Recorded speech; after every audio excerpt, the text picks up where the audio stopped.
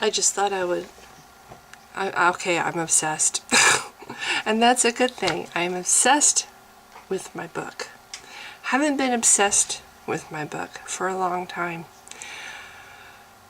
And it's a good thing. Today I was at the grocery store and I saw some seagulls wheeling over my head. Probably 15, 20 of them. And I had an idea pop into my head. Oh.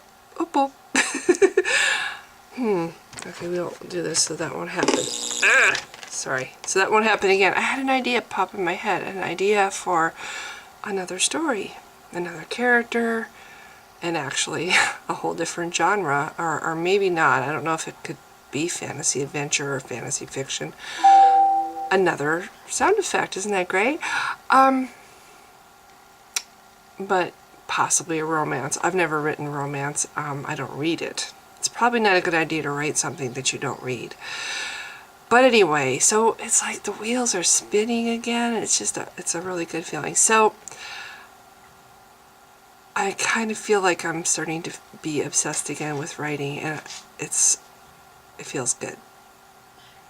It feels like, you know, there was a crucial element to me and who I am that had not yet recovered from the depression. I have completely lost all desire, not only to write, but to create anything. I haven't even really been able to read. No attention span, you know. That's what depression does. Anyway, I feel like this is another step in the right direction to me being a whole and, well, if I were to use the language of my writing, a whole and hale person again. So anyway, I wanted to say a few words about my story. I have just finished reading chapter 10. The next chapter is another Avalar chapter, but it's a different chapter. It's a chapter where characters meet. And I believe that the book actually takes off at that point. I mean, there might still be some chapters that aren't as good as others, obviously. But I feel when I write Avalar, the giant character, Avalar Mistivir, more inspired. For some reason, I click with her than when I just write the chapters involving Galen and the boys, right? Maybe because Avalar's a girl, I don't know. But if I look at the book, I also click with Pony. That's the winged elf character. If I look at the book as a whole, the best chapters always involve Avalar or Pony. Mostly Avalar. And I think there's a reason for that. Well, at this stage of the game, things happen, and Avalar is going to be in a lot more chapters. And I feel like the book really finds its stride and takes off. It's not a good thing, excuse me, that the earlier chapters, that it takes to chapter 11 for that to happen. And I've actually thought before about taking out the first 10 chapters and just start the story at chapter 11. But the problem with that is there is a lot of backstory, and I really feel that those first chapters are necessary to introduce the characters and their individual strengths and what their motivations are, their individual hopes and dreams and trials and obstacles that they need to overcome. So those first 10 chapters I feel are really very necessary. My task is I need to flesh them out. The chapters where you have mostly, there's just talking heads going on, there's a lot of dialogue and not enough description. Those are usually chapters involving Galen and Tarek. Those are the chapters that will still require fleshing out so that they are at the same caliber and they feel the same to read or to whatever, for me in my case, read out loud as the Avalar chapters do. As far as the characters themselves, when I made these characters, especially, actually I would say the Avalar character and Tarek and Pony, those three characters, I've mentioned before that I have had friends, calling them friends is a stupid word. I have become very fond of fictional characters in other writers' books. Okay, like I've mentioned that before. And when I wrote this book and I and I created Avalar and Pony and Tarek, I took the qualities, these writers who created these beloved characters obviously did something right. And so what I did to create these three characters is I basically took the qualities that these other characters had that I admired and wished that I had, and incorporated them into Avalar, Tarek, and Pony, those three characters.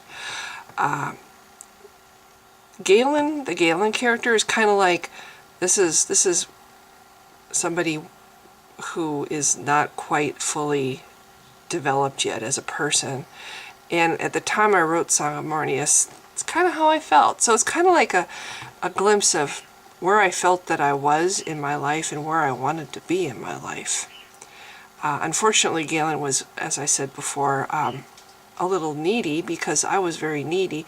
It's hard as a writer, and I think the more professional a writer you are, the more you write, the more books you write, the less this happens. But I think for new writers especially, you're more likely to incorporate things from yourself into the characters, or things that you admire, which is fine. It's fine to put qualities into characters that you admire, but my first book, the reason I shelved it was I was a lot younger. And I think Damon Knight, I mentioned him before too, I believe, one of the or maybe I didn't. Damon Knight is one of the professional writers who helped me when I was in the writer's workshop. He basically said that first books rarely are very good, because it's a tendency for young writers to make the story be about them. Basically, it's them with a different name walking around. And that's what my first book was about, basically. So that's why, if anybody wonders, well, why is it your second book? Where is your first book? Why don't you put that one out there? Because it was a learning experience. And there are people who manage to make amazing first books and, put them out there.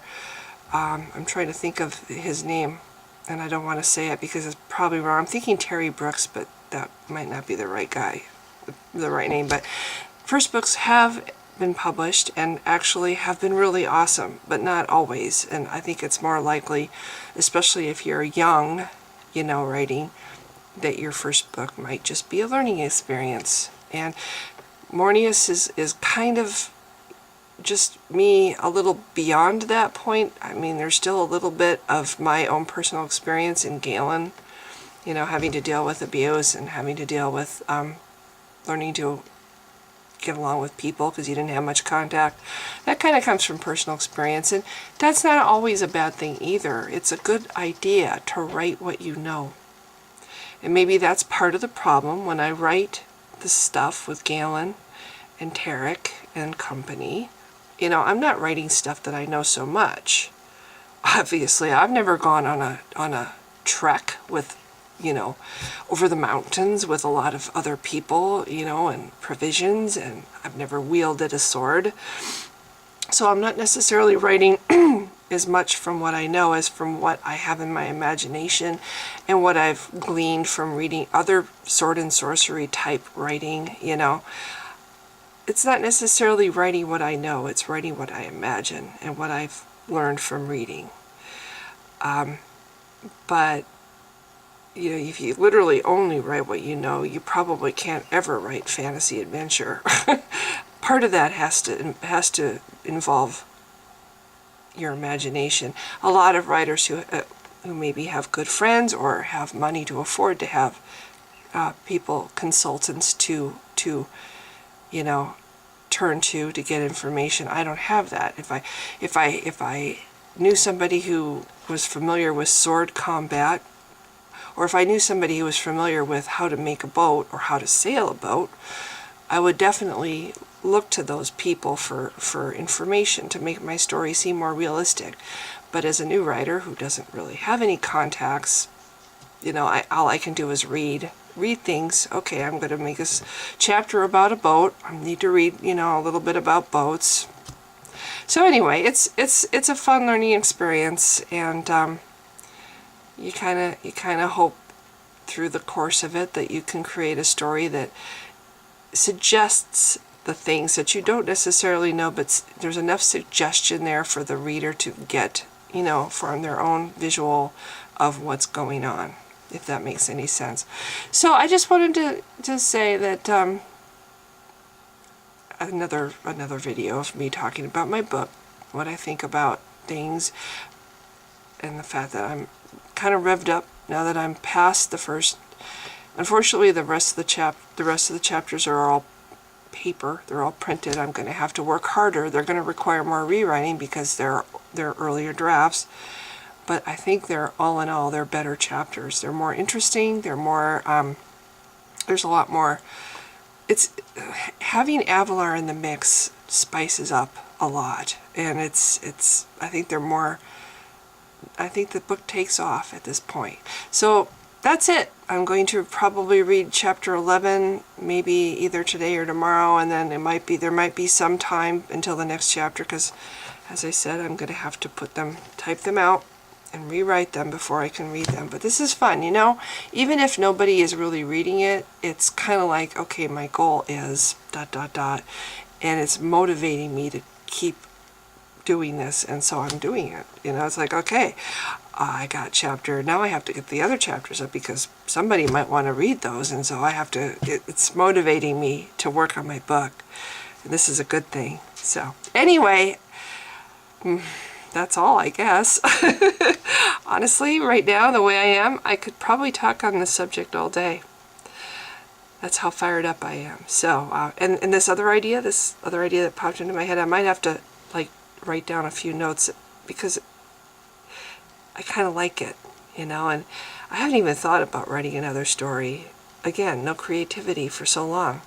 But now, it's like, oh my gosh, this is kind of a good idea that I just had. Maybe I'll write it down. So anyway, if you've been watching this rather bizarre video, thanks.